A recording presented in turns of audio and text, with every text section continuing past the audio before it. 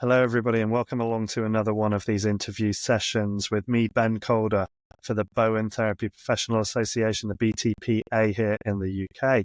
Today, I'm really excited to have Laura van Tattenhove with me, who has been a Bowen practitioner since 2009, after initially discovering Bowen in the 90s when it was used to bring significant relief to a shoulder problem she had in a yoga class.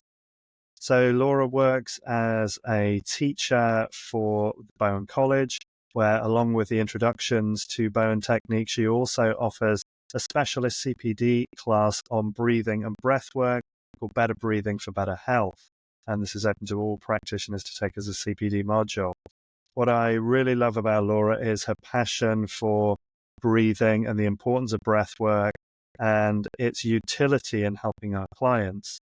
And also something I really love about the work that she does, she has a master's in fine art, and is a multimedia and visual artist, and has produced some amazing work around reimagining or the imagination of anatomy through movement responses to Bowen technique, and works like Artifacts of the Anatomist's Scalpel, which is done in response to doing dissection work with Gil Headley, whose interview you can also hear in our series if you check out our videos. Laura also has an incredible blog where she's got lots of really good articles, and I'm sure that you're going to find this really interesting. And just like with all of our videos as well, if you're enjoying these interviews, please click on the subscribe buttons below so that we know that you're enjoying the content and you get notifications when we produce more work, which we're going to continue to do through 2025. But that's enough of me. Let's get on and start with this conversation, this fascinating conversation with Laura. Hi, Laura. Thank you so much for joining me here today. It's a real pleasure to have you speaking to us at the BTPA. Thanks for inviting me. Yeah, I feel really honored. Thanks. Yeah, no problem at all. It's been really fascinating kind of in my research for our conversation today, just looking at the breadth of what you're doing. And I'm going to talk about some very specific bits as we go along, because I was really fascinated with some of the things that you do and, how your work in Bowen reaches into some areas that I think some people who don't know you might be really surprised and interested with. But help us kind of get going on this, and especially for anybody that hasn't come across your work before and doesn't really know a lot about you. Can you give us a little bit of history about how you got to where you are today? What got you involved in physical therapy in Bowen? Okay. It's kind of a long and windy trail. I guess my introduction to Bowen was when I lived in Sydney, and I was a really regular yoga practitioner. I took up yoga actually as a way of giving up smoking. I've got kind of quite an addictive personality, and so I just kind of swapped one addiction for the other. But I used to practice early morning, and I showed up one morning and I had just, that kind of crook neck, shoulder, and one of my fellow yoga practitioners said, just lie down and let me just, make a couple of moves, 4 to 6 moves, I think. It was just hardly anything. And it had disappeared. And I didn't really think anything of it. And I became quite good friends with her, and she was a Bowen therapist, and I kind of understood it, but I just didn't really make too much sense. And then interestingly, when I said I was moving to Lancaster, she said, that's where Rick Minery lives. And so Rick Minery was a teacher for many years and a midwife. And she said, how fortuitous is that? Anyway, so onward I came, and I moved to Lancaster, and actually at the time I'd just finished my master's in fine art, and so I was really looking for a job teaching, and I got one at the local university. And increasingly I just became very frustrated with the bureaucracy of my job. It just wasn't what I had wanted to do, and felt very far from my art practice actually. And they gave me things like course leader, and I was in charge of budgets, and it was just, not my thing.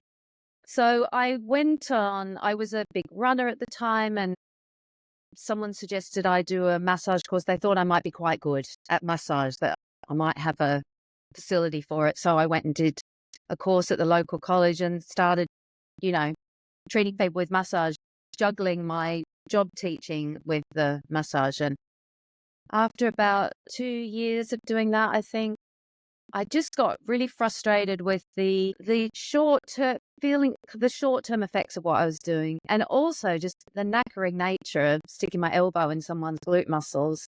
So I was looking for some further training, particularly for back pain, and it just came up on the internet, like as simple as that. And I thought, well, I'll go and try the first module.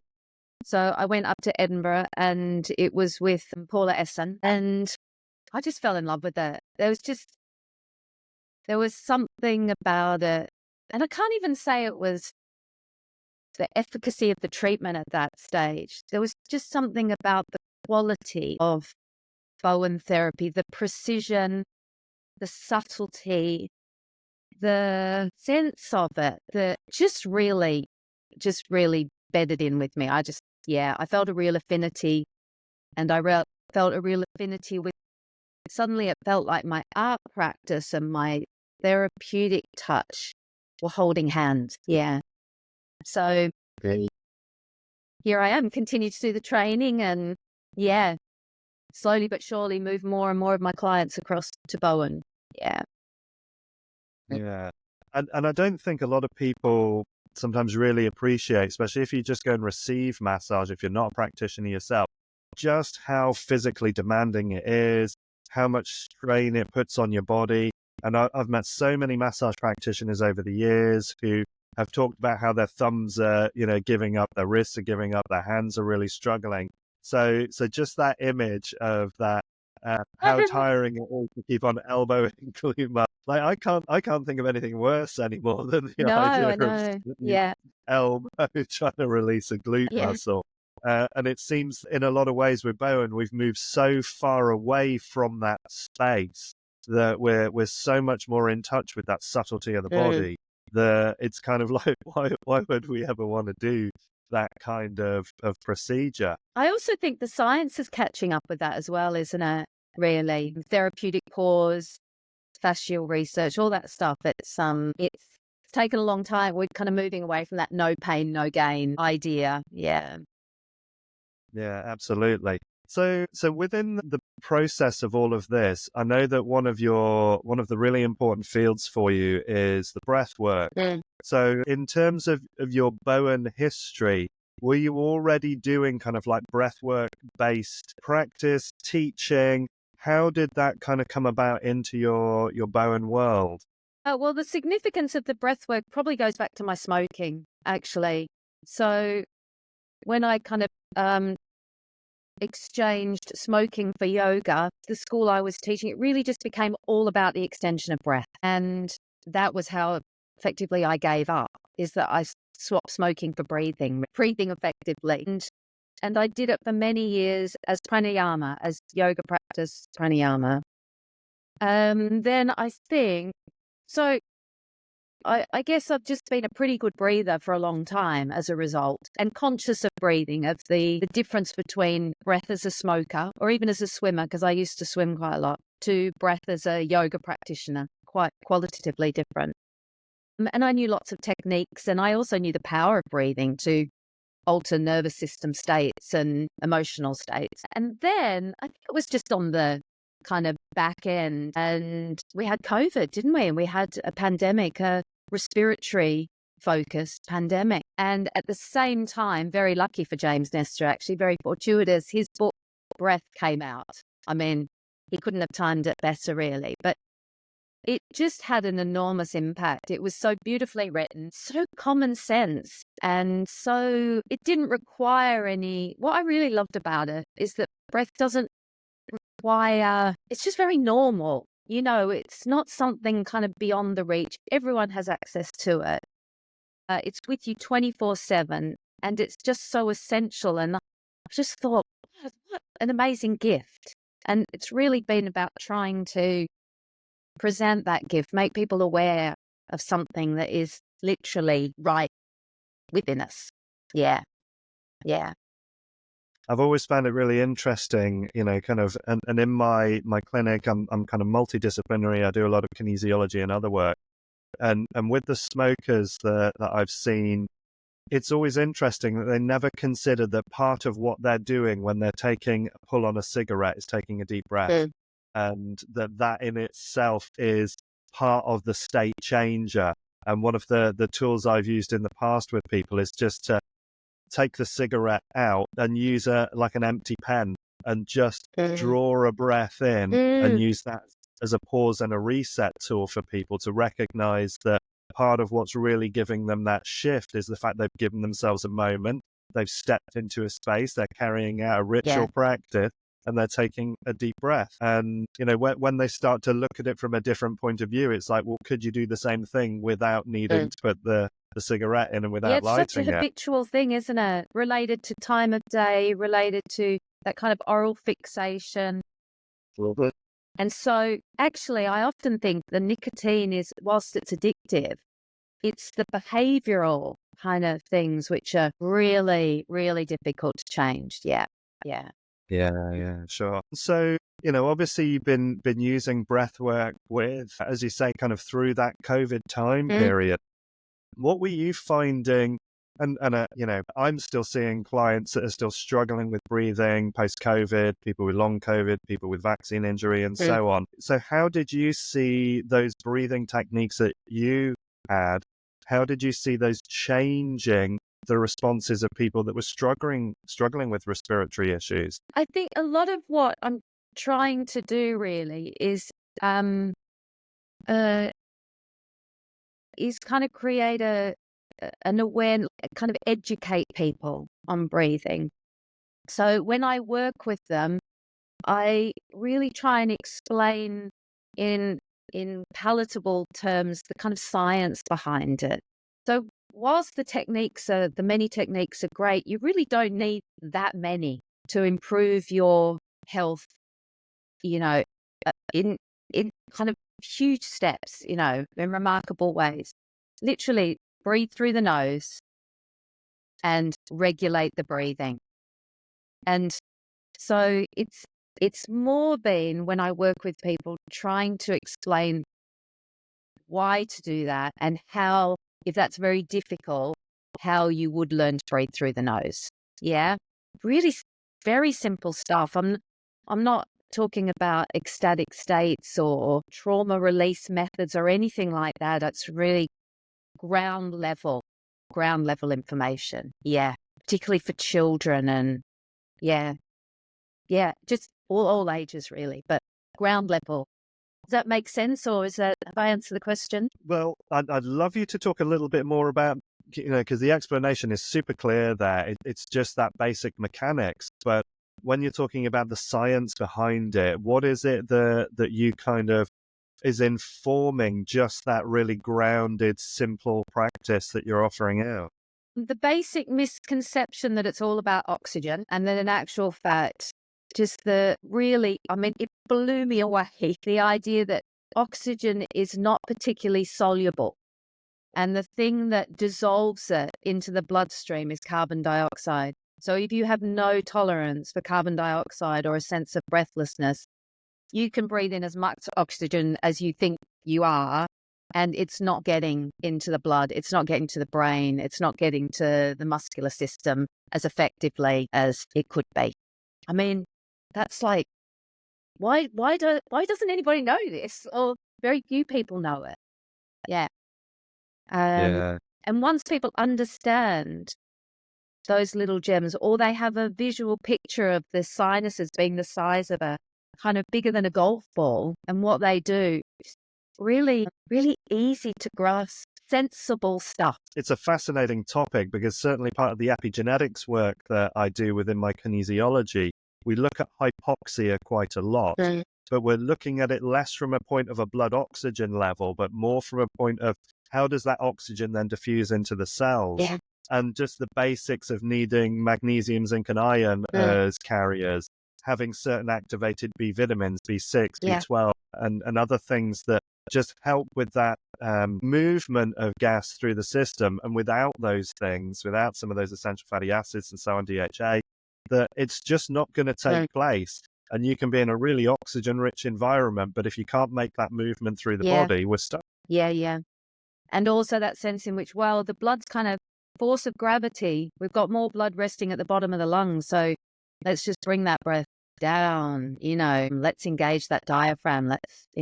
Yeah. So, Yeah, I think that's a really important point you've just made. That it's actually something that I'd never thought about. That idea of with more blood at the bottom of the lungs, that's the place that you really want to try and saturate through. yeah. And so many people don't understand how to access the diaphragm, don't understand how to pull that air down into the body, and you see all this kind of real upper chest, shallow breathing, often through the mouth.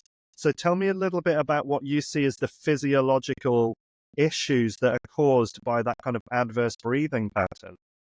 Shoulder, neck pain, headaches, hormonal imbalances, bad digestion. It's just, the dental issue, the kind of jaw placement. They're just, yeah. Blood pressure. Yeah, tell me a bit more about the jaw placement thing. What's the relationship there? Well, I've just come off the dissection workshop with Jahan and Gary, where it was the emphasis, the focus of the workshop was TMJ and respiratory system. So I know a lot more than I did because there were some amazing dentists on it. But pretty much when we breathe through the mouth, our tongue sits at the bottom. Now, ideally, we want our tongue to just sit in the gum at the back of the teeth. But when it drops, it shortens the mouth cavity and it reduces the development of the upper palate.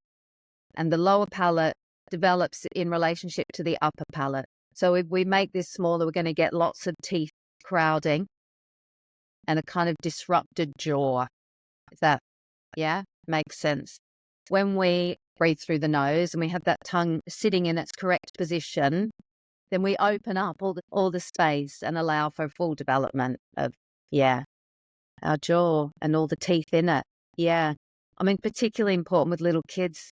Just, it's, in fact, I had a conversation with a head teacher the other night about coming in and talking to teachers and, giving them this information so that they can sit with students. And of course, there's a lot of educating to do and convincing to do because they've got their heads full of funding and just getting the kids into school and fed. And but it's trying to switch it a bit, because if you do this groundwork, then maybe those other things might just follow a bit better.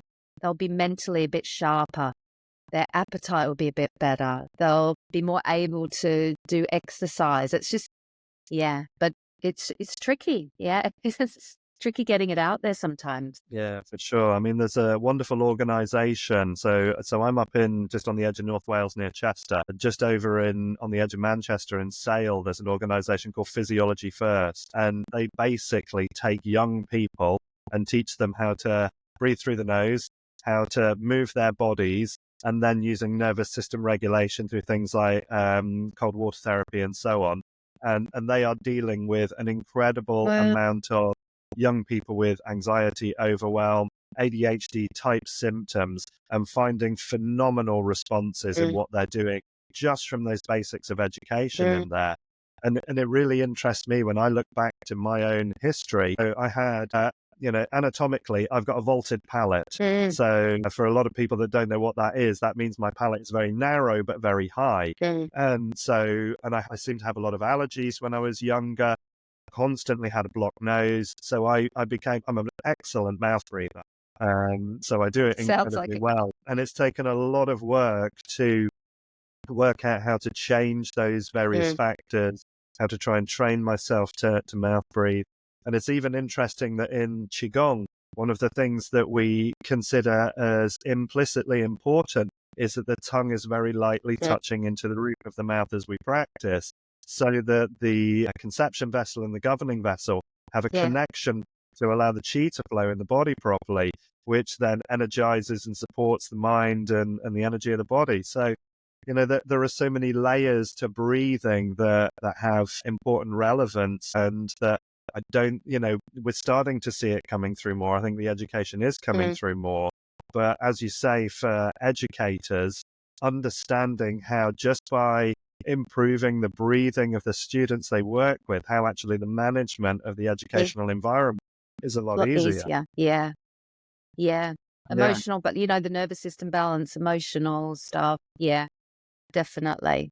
Yeah. That sounds Yeah. like a great organization, actually, that you were referencing. Yeah. Yeah, they're really good. They're worth looking up on Instagram. They put some great content up for sure.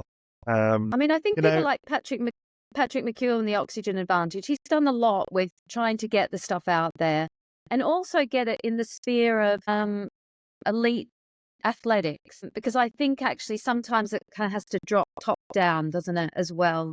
So it gets validated within the sports community, and then that somehow can have like a really great effect. I mean, if you look at actually even physical treatment, that's come miles because all of a sudden rugby players were having treatment, and you had people doing Bowen with top sports people, and so that can have a great effect on the education side of things as well. so do you consider it quite an important part of your Bowen practice, just to really observe and assess how people are breathing? Do you tend to make inquiry into their breathing when you first start working with a new client? Yeah, I observe and I start to drop it into conversation. Yeah, I'm very aware that I don't want to feel like I'm lecturing people. Yeah. Because I guess this is the kind of political side. Like, taking responsibility for your health is a privilege in many parts of our community. There's a lot of, so I do some volunteer work with an organization, the Tara Center, and they're just trying to get their house for next, like they can't get anyone to rent them a property, or they're trying to stay off heroin, or, we've got some really big problems. And to start lecturing them that they should breathe through their nose, and why aren't you breathing correctly, and why aren't you eating good food? So it's a fine line sometimes. And what you can say to people, or even that head teacher. I mean, his head is exploding trying to make the budget meet. So it's just taking kind of small steps and also living by example. So I just do as much as I can and put little YouTube videos out and things like that or Facebook posts, just to build awareness and a kind of understanding. Yeah. Yeah. But so yes, I do. And I do work with some individually. Some ask me, and I've run kind of quite a few 2-hour workshops, which are like education workshops about breathing. So to give people a bit of the anatomy, give them some techniques and just some information, really. Yeah. Yeah, sure. So, because you run that as a CPD course as well with Bowen College Yeah. UK here, don't you? Yeah. This Better Breathing for Better Health. So, tell us a little bit about that as an educational tool as well. What are we covering in there? Well, it's for therapists really to help them work with clients, assessment tools. So how to assess clients' breathing, how to start explaining to them the benefits in easy to understand language, and just maybe also in a way that you would give someone exercises to help with ankle mobility, or to be able to start giving exercises to your clients that would enable them to calm themselves down, or get to sleep a bit better, or run a marathon better, if they're looking at athletic performance and endurance stuff, or to help their kids snoring, sleep apnea, all those kinds of things. Yeah. So yeah, it's just really to give them the assessment tools, the knowledge, and some practical ways forward that they can share with their clients. Oh, brilliant. And I think it's one of those things that's so important. It's always amazed me over the years how many of these CPD, how many of these additional things that, like we assume that people know how to breathe. We assume that people understand the mechanisms of what they're doing. And yet I never fail to gain in my understanding of anatomy. And, I mean, I'm coming up on 22 years of practice with kinesiology and so on now. And I, if anything, as time goes on, I still feel like I know less, Yeah. and the world Yeah. is becoming more and more interesting Yeah. from that basis. Yeah. The curiosity is important, isn't it? Really. Yeah. Really. I mean, Yeah. there's there's also this, you can have like loads of knowledge, but it can easily turn into dogma if it lacks curiosity. And so, yeah, I mean, that's what I love about the Bowen College I'm with and the people I'm around in these dissection workshops, is that it's just constantly having an open mind about the possibility. Yeah. And I think that's the magic of Bowen actually as well. I think with every treatment, I was treating someone last week and I made a move on their latissimus, and they said, "Oh my God, my right nostril has just opened."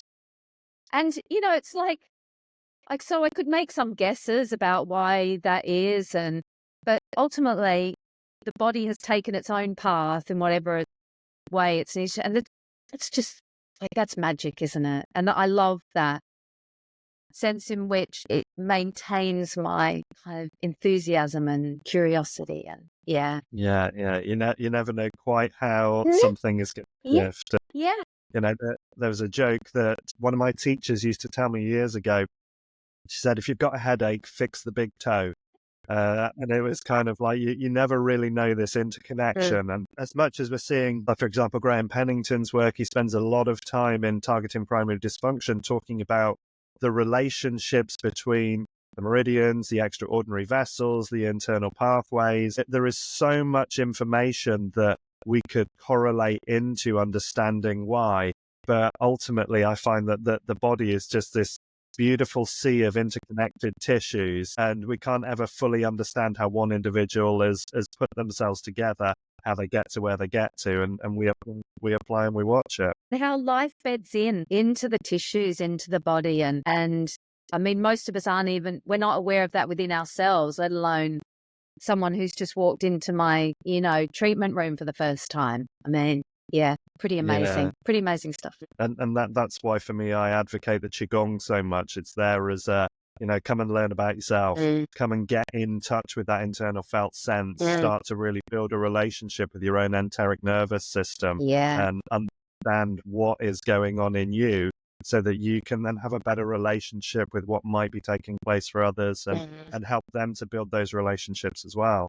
Yeah, the somatic, I'm really interested in the somatic stuff. I've worked with a couple of dancers, and at the moment I do some kind of discovery sessions with a somatic therapist, Penny Collinson, and I put in some Bowen, and she moves in accordance. So she kind of has that felt sense, and we try and create a moving image out of the Bowen through someone who is kind of in tune and educated in that way. I love that. I'd love to do lots more of that with my Bowen, actually. Just, yeah, in a way, that's the artistic side, and the maybe creating some artworks from that. And yeah. And I, that was one of the things that was a beautiful surprise to me as I started looking more into what you do. So obviously it's a master's in fine art that you have, is that right? I do, yeah. And when you start exploring Laura's work, and she's got these beautiful pieces out there. So one of them was the imagining an imagination of anatomy through movement responses to Bowen technique. So is this the work that you're talking about? Yeah, this is the work I've been doing with a woman called Bridget Fisk, a dancer, and Penny Collinson. Yeah, beautiful. Just so beautiful to witness this and have those conversations after about, just because that's a part of my work, I think, really, is getting people to engage with their body, their felt sense of their body. I think so often we almost see it as separate to ourselves, and particularly if there's injury or discomfort. So we either over-identify with the injury or discomfort, or we isolate ourselves. So we separate our body. So if you take it from a physiological perspective, if we've got a bad ankle, an injured ankle, oh God, that's a bad ankle. It's my weak ankle. It's my, or we over it, and we over look after it and are precious about it, and lose resilience for it or with it. So that's part of my project, I see, as a therapist and with the artwork, is to get people in their bodies and as a holistic thing. This is where all the fascia stuff is really interesting as well, because here we've got this connective tissue fabric which brings everything together. And so when you can start to get people understanding the body holistically a bit more, then I just think there's hope. Really, I find it a really hopeful, thing. Yeah. And so do you find yourself listening to the language that people are using in those descriptions as then indicators into how they're representing themselves, really? Yeah. And also you see it in clinic where someone comes with, so I had a client for quite a long time who had a motorcycle accident and came in with his arm. So it had been pinned and plated through his arm. And so this was his range of kind of movement. And just to see, as we kind of managed to release that arm, the emotional unraveling that happened at the same time, and 12 months later, he swam the length of Windermere. That's like someone who was told that he would never use that arm again and came in really believing that. So Yeah. it's complicated. It's complicated. Yeah. Yeah. And that's one of the things I find really fascinating about the nervous system as an aspect of who we are. And one of the phrases we use in Qigong is that the body is wearing the shape the mind creates, and how much of an effect that can have, and that we become the thing we practice the most. So if we're reiterating the nervous system story over and over again, I find the nervous system just agrees. Yeah, It's of course. like, okay, that's what you want me to Yeah. do. That's what I'll be. And the body lays down those patterns too, doesn't it? So if you've got a desk job and you're sitting like this all day, your body will come and help you. So it'll lay down collagen on those fibers, to just make it easier for you to maintain that position. So yeah, I mean, it's helping itself and not helping itself sometimes. Yeah. Yeah, sure. Yeah, sure. It's listening to that request of, okay, you're going to sit at a desk for 6 hours a day, so let's help the structure be that. But at the time you then want to move outside of that, it's kind of like you've got to break that pattern again. And, you do. I mean, I don't even use a seated desk anymore. I changed onto a standing desk in February this year. And after 2 months, I literally threw the office chair out, because I thought, well, actually, I'm much happier being in this kind of loose space where I can move and be and just walk in and out as I need to. Well, you're more likely, aren't you, to kind of move around the room or... Yeah, sure. So, and I just find it fascinating how, as we start to ask the body or invite the body into a different space, into a different shape, what do we get from that? Watching people's resistance, or watching their doubt, watching their wonder at the fact that actually, if I allow myself into a different space, how's my experience of life going to change? Yeah, you see it, don't you, when you do the Bowen shoulder move, for instance, and you ask someone to just give me the weight of your arm. Like, it's so difficult. It's so difficult for some people to just drop in. Yeah. And they're carrying that all the time. Yeah. Yeah. And then not realizing how that in itself, because there's contraction taking place in the system, how that's contributing towards their energy use on a cellular level, and using resources. And, the amount of times I've said to people, okay, just let me have that arm, relax it, allow me to hold it. And they go, I have. And I literally take my hand away and their arm stays in exactly the same place. It's like, okay. Yeah. Yeah. But that's the thing, isn't it? So with our work, and this is the somatic thing and the Bowen is so beautiful for this, and the breath is so beautiful because you create space. There's space. You're not overloading the system. You're just signaling with very precise and detail and kind of opening a little passage. Yeah, it's so beautiful. Yeah. And I certainly find that as well in the art that you're creating. And again, I'm going to put links into some of this down in the description for this, because I really think it's beautiful stuff for people to see. The other one that really caught my eye as well was the artifacts of the anatomist's scalpel and those reflections on kind of Gil Hedley's work as well, who we just interviewed recently. So again, what was it within that process that was inspiring you? Where did you get those kind of connections from? When was it 2013, I think? I did my first hands-on dissection workshop. Yeah, with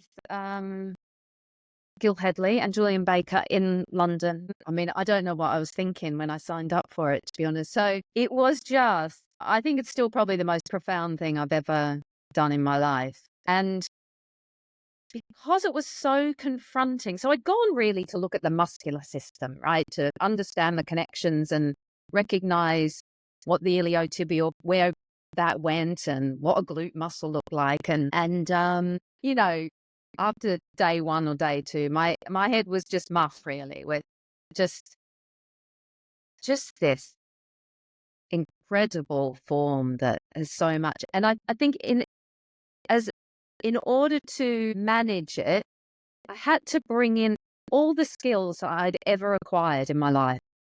And so to embed the information, to be able to processing it really. So the way I processed it was by drawing on, weirdly, all my years working in a florist.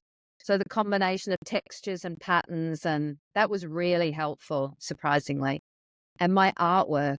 And so I did drawings and, various bits and pieces. And then I was just really inspired after that to I've never been a sculptor before. I'd never really worked with sculpture, to just start making some sculptures based on different body parts. And the actual artifacts of an anatomist scalpel is one of Gil Headley's phrases. He uses that phrase, just because, just was a poet. He's a poet, isn't he, really? The way he uses language is incredible. So I keep making those. There's something I do alongside, other stuff.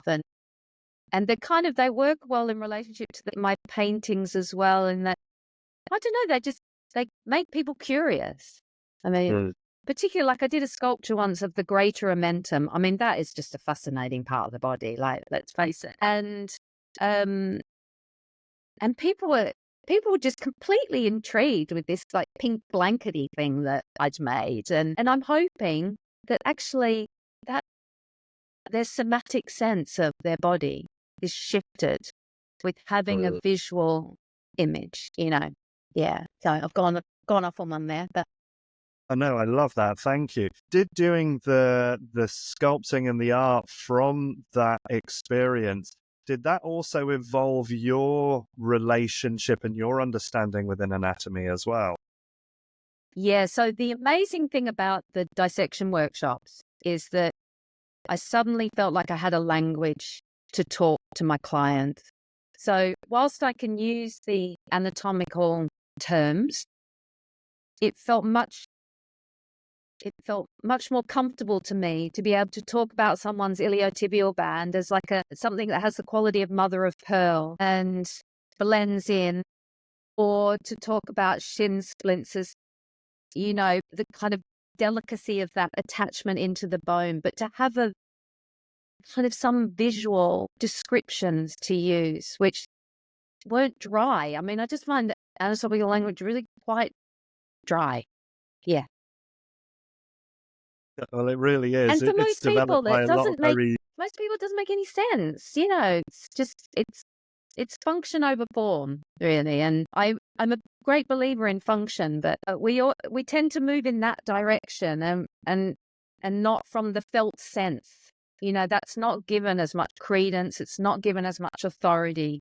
And I feel my job is to change that, like to, shift the perspective. Yeah. Or address the balance a bit more.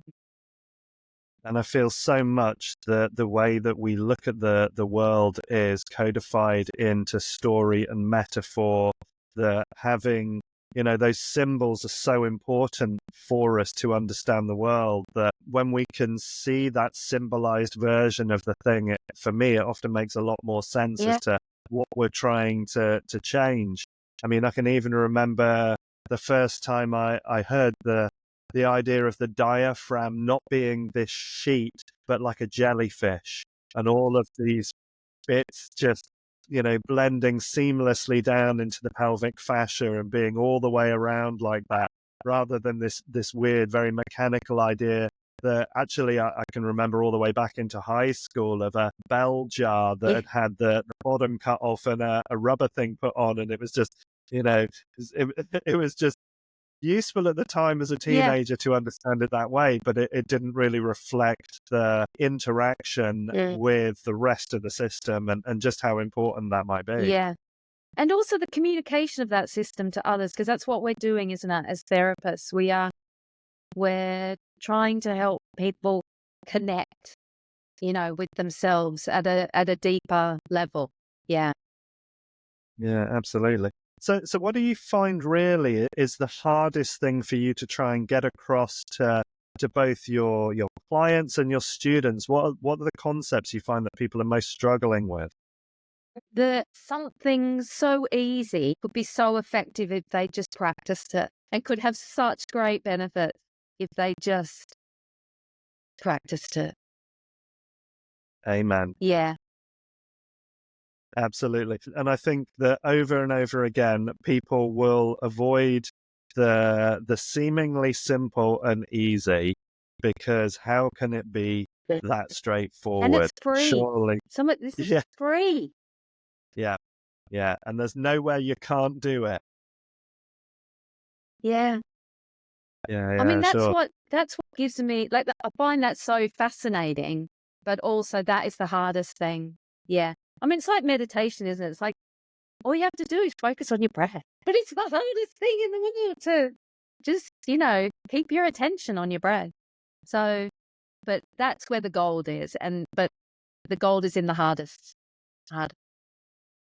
Always. And the consistency of practice. Actually, when I give breathing practices to clients and they say to me, how often do you want me to do this?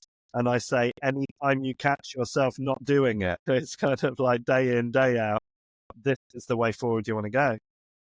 I mean, I do think, unfortunately, we're caught in a culture where people want the answers given to them, and it's almost like an implant. And that idea that you would, start French today and by the end of the day be fluent, there is an effort is involved. But just that, I think so.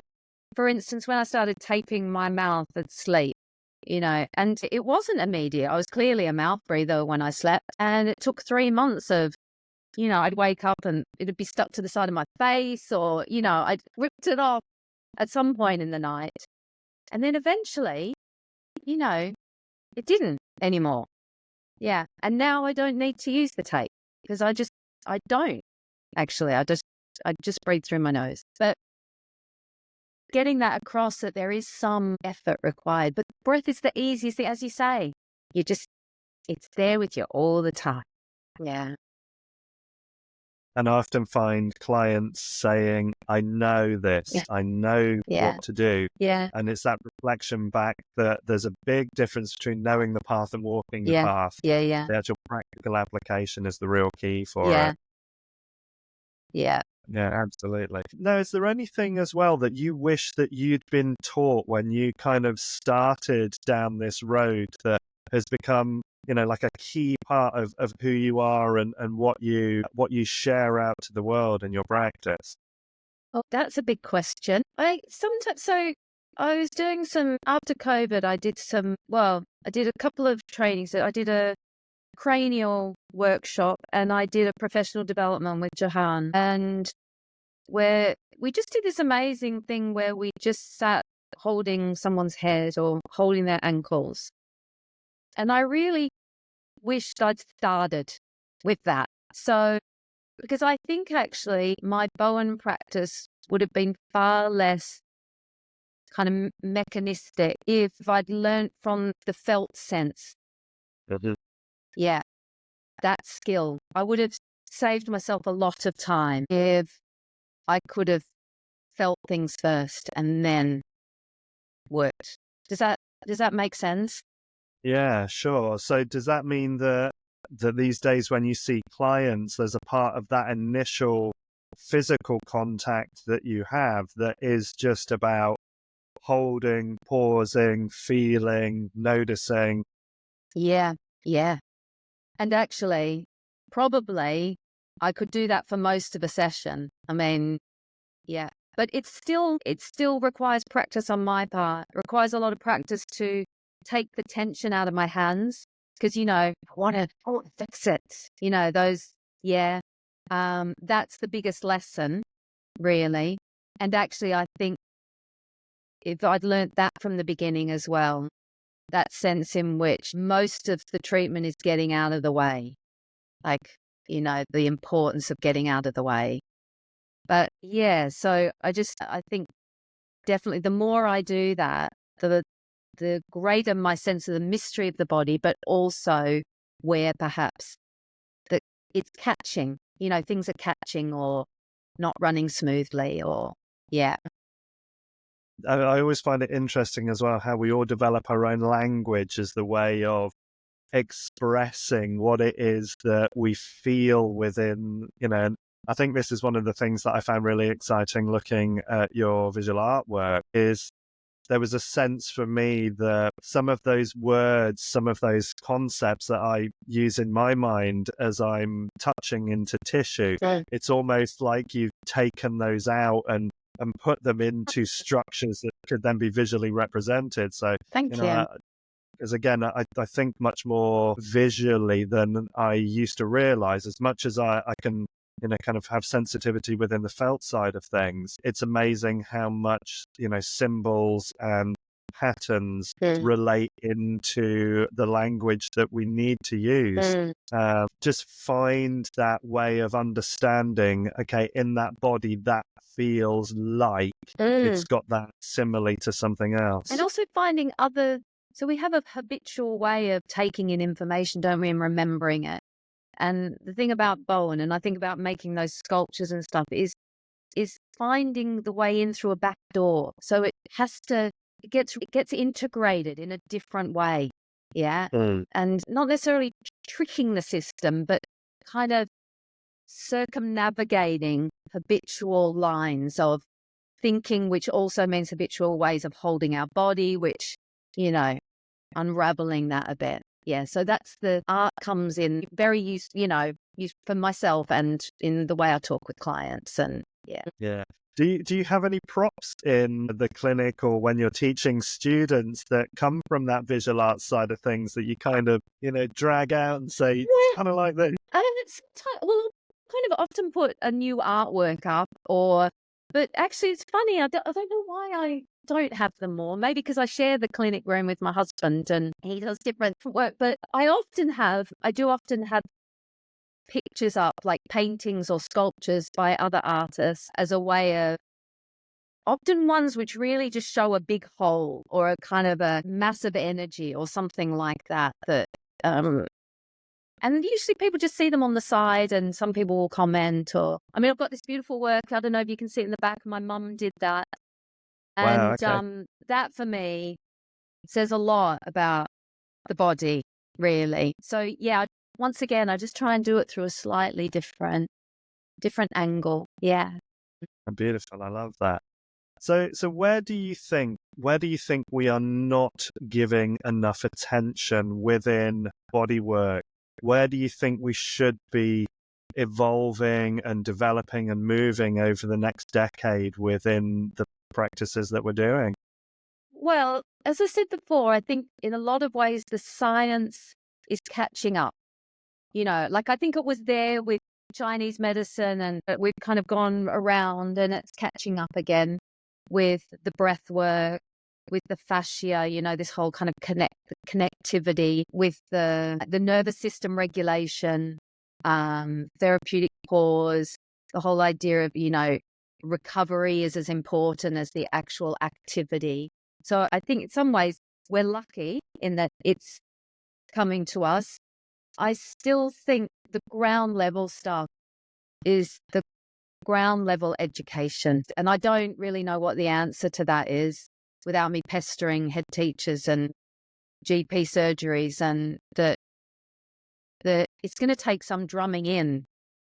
There's an element in Australia. So in Australia, they've done really great things in Australia because Australians love a bit of law and order, but they managed to pretty much eradicate drink driving, smoking, littering, like lots of these health concerns with big national campaigns.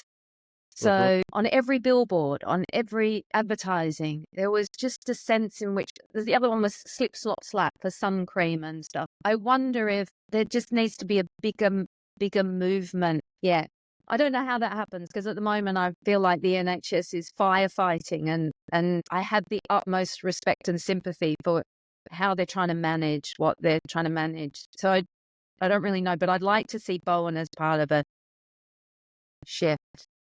There was a GP who worked in Lancaster for a long time, Pat Carville, and she used to give Bowen treatments. And the number of people I have come to me, she just was amazing what she managed to do without medication, and her results were very long lasting. And so I guess that I'd love to see. And I know that there are people trying to do that, in the Northeast and elsewhere. So yeah, big challenges. Yeah. And it is nice to see there are more, in my perception of it, there are more organizations, more individuals speaking, trying to draw focus into, again, just those fundamentals of breathing, movement, self-regulation, diet, just stuff that it seems weird that we have to tell people about it. I mean, there's a joke that years ago you used to get these car manuals by an organization called Haynes that would show you how to fix almost any car. And they used to be quite complex. And somebody pointed out that in more recent years, you're now seeing warnings telling people not to drink the battery acid. It's like there's something that's fundamentally missing in how we understand the world around us, that we need and I wonder how that's happened, whether it's just something to do with everything's replaceable. And I'm sure it's quite complex, actually, how that's happened. But yeah, in terms of our own health, it's a big challenge. Yeah, fabulous, great. So, and just as a kind of a way of wrapping up as well, Laura, we've done nearly an hour here today. It's been super beautiful to talk to you. Well, thank you. Yeah, same. We're going to put all sorts of links into the description for you. But just so that we've got it on the audio as well, if people want to find out more about you, where shall we send them? So you can send them to myname.com for the artwork, lauravantattenhove.com, and for Bowen, BowenTherapyLancaster.com, and also Bowen College UK. So I'm up on their tutor page, and that's kind of got links to courses and the breath work. Yeah. So those three main links. Brilliant. And so you teach not only the breathwork, but you teach the main Bowen College syllabus as well. Is that right? Introduction to Bowen, the 2-day course. Yeah, I do. Brilliant. Yeah. Okay. And if people want to find you on social media, are you active there as well? Facebook, Bowen Therapy Lancaster. Yeah.